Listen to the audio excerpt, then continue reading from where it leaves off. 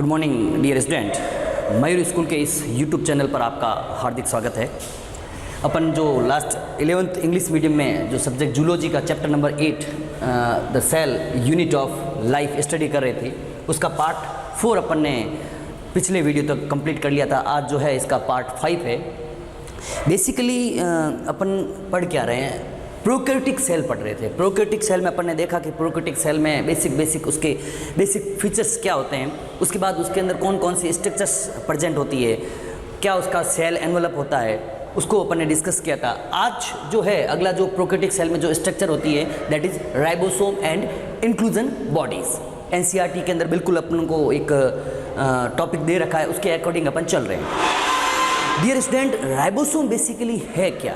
Ribosome is only a single cell organism which present both in eukaryotic cell as well as prokaryotic cell। तो basic बहुत important point है कि it is present in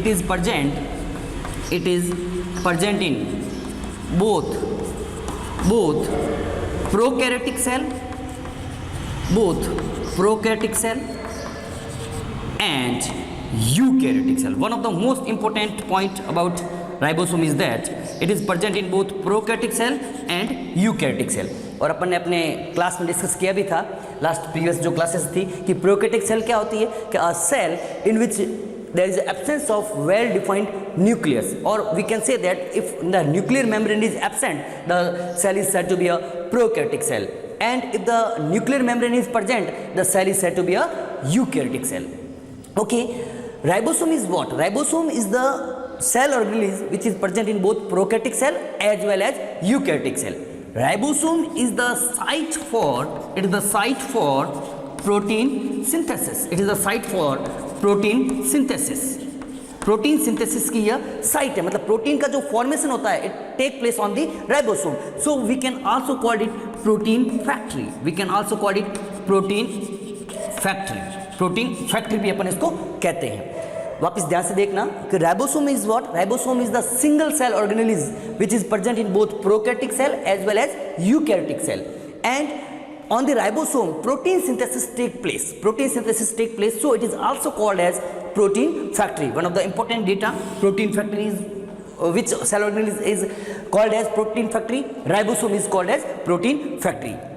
उसके बाद बात करें जो इसका साइज जो बेसिकली रहता है, साइज की अगर बात करें 50 मल्टीप्लाई बाय 20 नैनोमीटर, यहाँ पे आया नैनोमीटर। अपन ने लास्ट क्लास में देखा था माइक्रोमीटर क्या होता है 10⁻⁻⁶ ऑफ मीटर, नैनोमीटर क्या होता है 10⁻⁹ ऑफ मीटर। आगे एक और आएगा एंगस्ट्रॉम होता है 10⁻10 मीटर। ये आप कुछ डेटा है, ये थोड़ा आप लोग याद रखें। इसका जो साइज रहता है 15 मल्टीप्लाई बाय 20 नैनोमीटर रहता है। अब देखना डियर फ्रेंड्स, अपन ने कहा कि ribosome is present in both prokaryotic cell as well as eukaryotic cell. तो प्रोकैरियोटिक सेल के अंदर राइबोसोम अलग टाइप के होंगे और यूकैरियोटिक सेल के अंदर जो राइबोसोम होंगे वो अलग टाइप के होंगे। अब यहाँ पर एक पहले अपन कॉन्सेप्ट देखते हैं। एस यूनिट आएगी, एक यूनिट आएगी। जैसे अगर मैं पहले डेटा लिख लेता हूँ कि in prokaryotic cell 70S type of ribosomes are present, while in eukaryotic cell, अगर eukaryotic cell की बात करें, while in eukaryotic cell 80S type of ribosomes are present। अब आप कहोगे सर S क्या है? S एक साइंटिस्ट थे Svedberg was the great scientist in cytology। S basically है क्या है?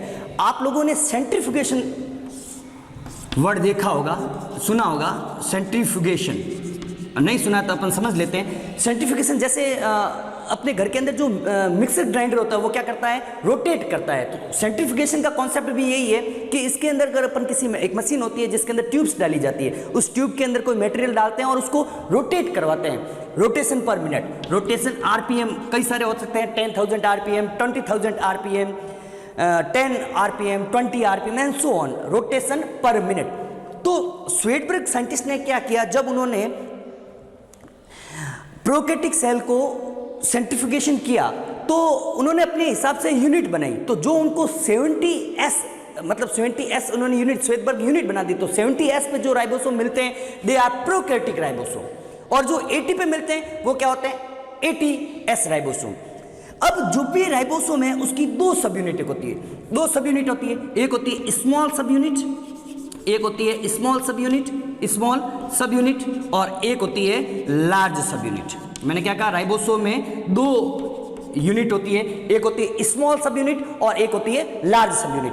50S की जो लार्ज सब यूनिट होती है, 50S की अगर अपन लार्ज सब यूनिट की बात करें, दैट इज 70S की, वो होती है 50S, और इसकी स्मॉल सब यूनिट होती है वो होती है 30S। 80S की अगर जो लार्ज सब यूनिट होती है वो होती है 60S, और स्मॉल सब यूनिट होती है वो होती है 40S। वापस रिवाइज करता हूँ, स्वेटबर्ग एक साइंटिस्ट थे जिन्होंने सेल के सेंट्रीफ्यूगेशन किया, मतलब उनको किसी मशीन होती है सेंट्रीफ्यूगेशन मशीन, उसके अंदर डाल के उसको जब उसको रोटेट किया, तब उन्होंने क्या फाइंड आउट किया कि जो 70S में जो राइबोसोम मिल रहे हैं वो प्रोकैरियोटिक सेल में है, और जो 80S में मिल रहे हैं वो क्या है, यूकैरियोटिक सेल में। S का मतलब क्या है, S is Svedberg unit, S क्या है, स्वेटबर्ग यूनिट है। फिर कहा कि अपन राइबोसोम के अंदर there are two sub units, one is called as small sub unit and another is called as large sub unit. 70S के अंदर जो लार्ज सब यूनिट है दैट इज 50S, ये क्या है, लार्ज सब यूनिट है, large sub unit, large sub unit है। और जो 30S है it is the small sub unit, and ऐसा इसी में ही है। 80S के अंदर लार्ज सब यूनिट कितने हैं, 60S, और स्मॉल सब यूनिट कौन सी है, 40S। अब आपको माइंड में ये नहीं रखना है कि सर 70S लिखा आगे तो 80 आ रहा है, कैलकुलेशन में ऐड करते तो 80 आ रहा है, यहाँ पे लिखा 18, इसको ऐड करते तो 100 नहीं। अगर अपन प्रोकैरियोटिक सेल के राइबोसोम को आइसोलेट कर दें सेल से, अपन ने क्या किया, 70S राइबोसोम को निकाला, और जब उसको रोटेट करते हैं तो जो उसके दो फ्रैक्शन अपन को मिलेंगे, तो जो 50S में मिला that is large sub unit, और जो 30S का मतलब अपन कह सकते हैं कि वो यूनिट है, रोटेशन की कोई यूनिट है, स्वेटबर्ग यूनिट, और जो 30 पे मिला दैट इज 30S। इसी तरह when we isolate the 80S subunit, 80S ribosome of eukaryotic cell and centrifuge it, then we obtain two unit, one on 60S, another on 40S। तो कभी भी इनको कैलकुलेट नहीं करना, ध्यान से वापस देख लेते हैं। राइबोसोम क्या है, ribosome is the single structure which is found in both prokaryotic cell as well as eukaryotic cell. दोनों ही सेल में होगा, prokaryotic cell in which nuclear membrane is absent and eukaryotic cell in which nuclear membrane is present. Ribosome is the site where protein synthesis occurs. Ribosome वह site है जहां पर protein का क्या होता है, फॉर्मेशन होता है। So we can also call it a protein factory. अपन इसको क्या बोलेंगे, प्रोटीन फैक्ट्री बोलते हैं। इसका जो साइज होता है 15 इंटू 20 नैनोमीटर। नैनोमीटर का क्या मतलब है, नैनोमीटर होता है 10⁻⁹ ऑफ मीटर। ये अपन डेटा है कुछ, माइक्रोमीटर होता है 10⁻⁶ मीटर, नैनोमीटर होता है 10⁻⁹ मीटर, एंगस्ट्रॉम होता है 10⁻⁻10 मीटर, और मिलीमीटर भी अगर देख लें तो होता है 10⁻³ of metre. Okay, then there are two type of ribosome, one in prokaryotic cell that is 70S, उसका जो लार्ज सब यूनिट है वो है 50S, स्मॉल सब यूनिट है वो है 30S। और अगर यूकैरियोटिक सेल की बात करें तो उसका जो राइबोसोम होता है that is 80S type. 80S की लार्ज सब यूनिट है 60S, और 40 इसकी स्मॉल सब यूनिट है वो दैट इज 40S। S क्या है, स्वेटबर्ग यूनिट है। देन अगर बात करें, यहाँ पे एक बहुत ही इंपॉर्टेंट डेटा आ रहा है, कई बार कंपटीशन एग्जाम्स के अंदर पूछा गया है और बहुत ही इंपॉर्टेंट। अपन ने क्या कहा कि ribosome is the site for protein synthesis. एक जनरल आइडिया देता हूं, प्रोटीन सिंथेसिस के समय क्या होता है। आप लोगों ने प्रीवियस क्लास के अंदर पढ़ा होगा, आरएनए जो होता है that is 3 of type, mRNA, messenger RNA, rRNA, ribosomal RNA, and tRNA, transfer RNA. There are 3 type of RNA. ऐसे तो कई सारे हैं लेकिन बेसिक चीज बात कर रहा हूं। RNA, mRNA, messenger RNA. Messenger RNA में इंफॉर्मेशन होती है जो आगे प्रोटीन सिंथेसिस में एमिनो एसिड को आपस में ऐड करने में काम में आती है। rRNA, ribosomal RNA, tRNA is the transfer RNA. एक यहाँ पे कॉन्सेप्ट है पॉलीराइबोसोम, बहुत ही इंपॉर्टेंट कॉन्सेप्ट है, ध्यान रखना, पॉलीराइबोसोम। और पूछा जाएगा, कई बार पूछा जाएगा कंपटीशन एग्जाम के अंदर, पॉलीराइबोसोम्स क्या आते हैं।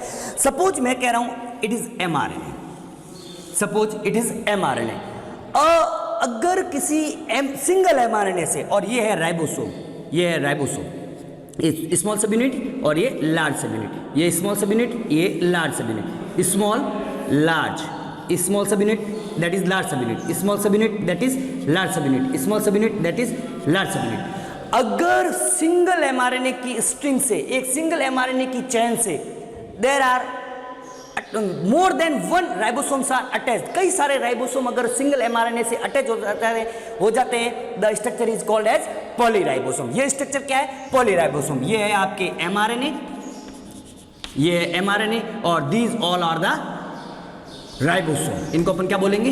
राइबोसोम बोलते हैं। मतलब क्या कहा? अगर सिंगल एमआरएनए चेन से, if on the single mRNA chain multiple ribosomes are attached, the structure is called as polyribosome. If on single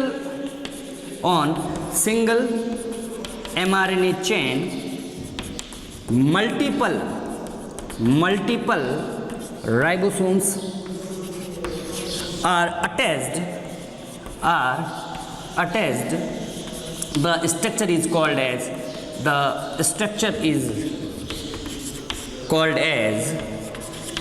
polyribosome. ध्यान से इसको आप लोग डियर स्टूडेंट ध्यान रखना, बहुत ही इंपॉर्टेंट कॉन्सेप्ट है, एनसीईआरटी के अंदर दे रखा है कि अगर सिंगल एमआरएनए चेन से if more than one ribosome are attached then the structure is called as polyribosome. तो ये बात होगी अपने जो एनसीईआरटी के अंदर डेटा अपन उसको डिस्कस करेंगे। ये है राइबोसोम के बारे में।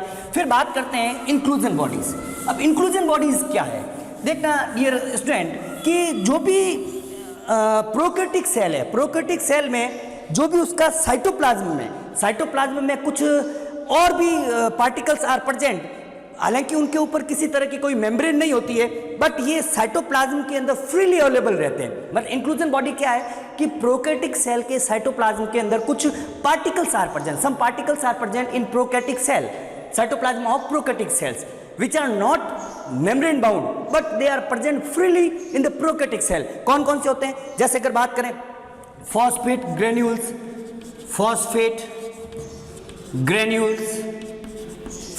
के ग्रेन्यूल्स, उसके बाद बात करें साइनोफाइसियन ग्रेन्यूल्स,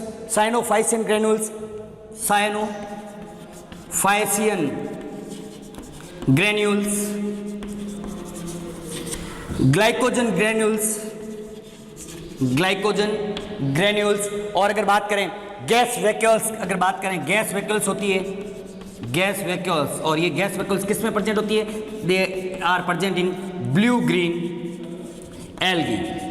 एल्गी को अपन साइनोबैक्टीरिया भी बोलते हैं, cyanobacteria.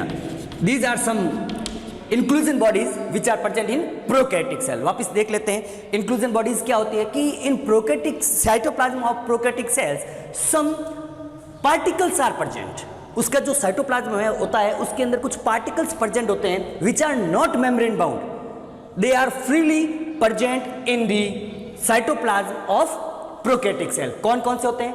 Like phosphate granules, cyanophycean granules, glycogen granules and gas vacuoles in blue green algae, और we can also call it cyanobacteria. Okay dear student, इसके बाद का जो अपना टॉपिक है that is eukaryotic cell, one of the important cell eukaryotic cell, जो आज अपना जो नेक्स्ट टॉपिक रहेगा eukaryotic cell.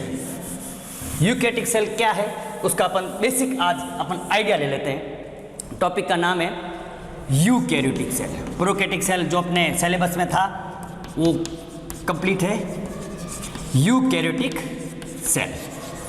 Dear student, basically आप लोगों ने देखा प्रोकैरियोटिक सेल को अपने स्टडी किया, उसका बेसिक फीचर क्या है कि इफ अगर ऐसी cell, a cell in which there is absence of nuclear membrane and there is absence of membrane bound organelles, अगर उसमें एब्सेंट है, the cell is said to be a prokaryotic cell.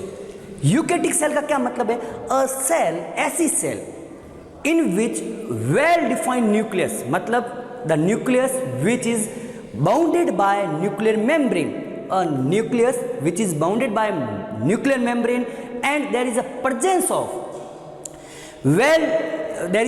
of membrane bound cell organelles, a cell is called as eukaryotic cell।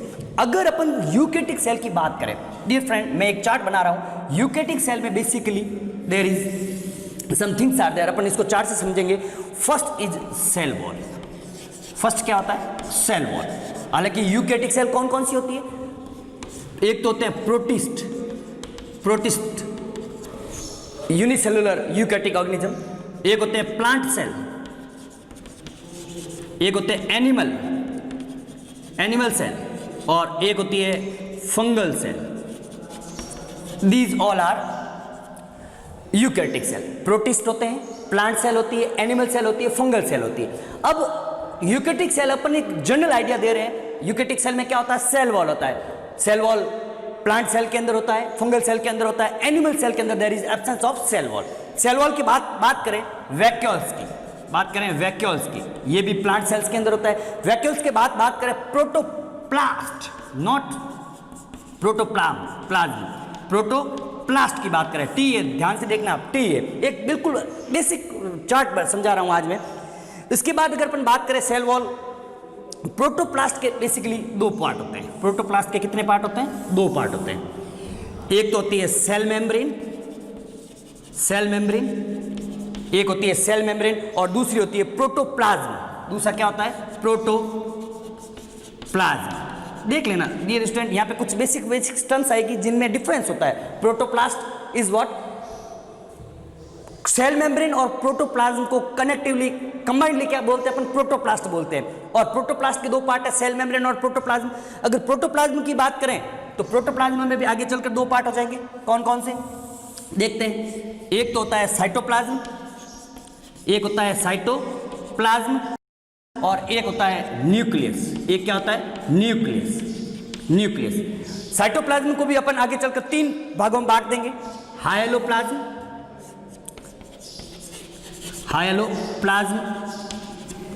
Metabolically active cell organelles, या अपन कह सकते हैं cell organelles. Third होता है इसके अंदर इंक्लूजन बॉडीज, इसमें भी कुछ इंक्लूजन बॉडीज होती है, इंक्लूजन बॉडीज, ध्यान से। फिर अगर बात करें सेल ऑर्गेनेलीज की बात करें, they are two of type, membrane bound, single membrane bound लिख लेते हैं, सिंगल मेम्ब्रेन बाउंड, और इधर होते हैं डबल मेम्ब्रेन बाउंड। ठीक है। सिंगल मेम्ब्रेन की अगर बात करें, Golgi body, endoplasmic reticulum ER, lysosome, peroxisome, glyoxysome and so on. peroxisome, glyoxysome, एक एक अपन डिस्कस करेंगे। आज बेसिक चार्ट बता रहा हूं। डबल मेम्ब्रेन बाउंड की बात करें, माइटोकॉन्ड्रिया एंड प्लास्टिड,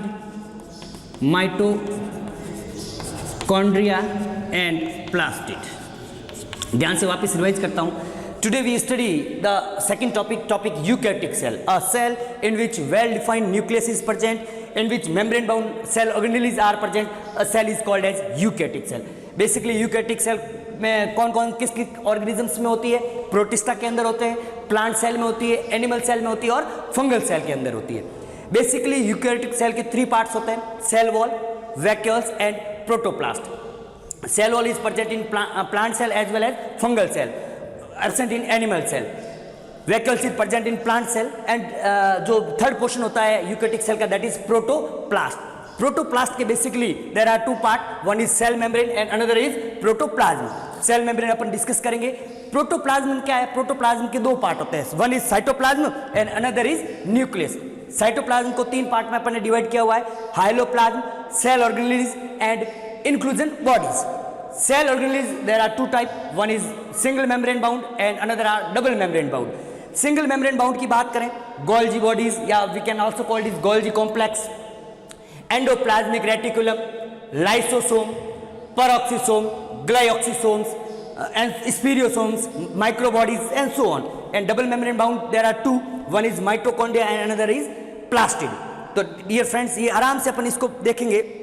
कुछ इसके इंक्लूजन बॉडीज की अगर अपन बात करें, इसके अंदर रिजर्व मटेरियल होते हैं, सिक्रेटरी मटेरियल होते हैं, वो अपने इतना एनसीईआरटी बुक के अंदर दे नहीं रखा है। बेसिकली इसको आप आराम से स्टडी करना, बहुत ही इंटरेस्टिंग है। और अगर अपन देखें सेल, यूकैरियोटिक सेल की अगर बात करें, यूकेटिक सेल का जो अगर अपन शेप की बात करें, बेसिक थोड़ा आइडिया दे देता हूँ, फिर नेक्स्ट जो अपना रहेगा difference between prokaryotic cell and eukaryotic cell.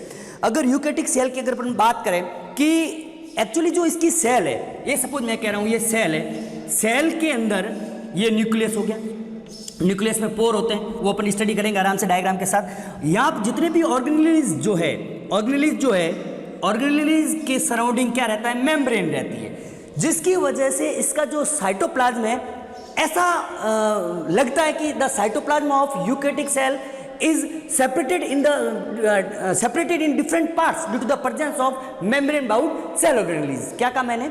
The cytoplasm of eukaryotic cell is separated in different chambers like structures due to the presence of membrane bound cell organelles.